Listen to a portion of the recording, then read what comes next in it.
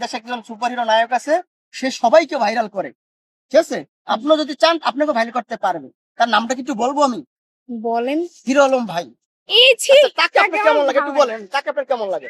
না, তাকে আমার ভালো লাগে না। কাকে ভালো লাগে না? হিরো আলমকে ভালো লাগে না, কারণ মানে ওরকম ভালো লাগে না, মানে যে হে খাটো মানুষ কিন্তু নায়িকা দিল এই তো লম্বা লম্বা লাগে, যে এই বাচ্চা মানুষ এমন এমন করে, এটি ভালো লাগে না। এইজন্য ভালো লাগে না? হ্যাঁ, না অন্য কোনো কারণ আছে? এই কারণেই ভালো লাগে না। আচ্ছা, শুটিং করতে হইলে তো আসলে জড়াই ধরতেই হবে, তাই না? এটা খারাপের তো কিছু না, সে তো আসলে মানুষ ভালো। সে ঠিক আছে, আমি তো দেখি নাই, এমনি ভিডিওতে যা দেখছি। আচ্ছা, এখন আপনি কি তার সাথে একদিন সুযোগ নিতে চান? না না, ছি, হ্যাঁ, না, কেন? তাকে আমার ভালো লাগে না তার জন্য। হিরোকে ভালো লাগে না? না, কি জন্য ভালো লাগে না? হচ্ছে কালো দেখা?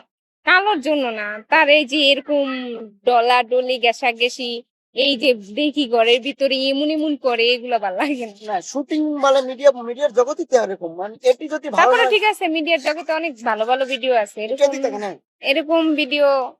মানে আপনার ধরাধরি পছন্দ না?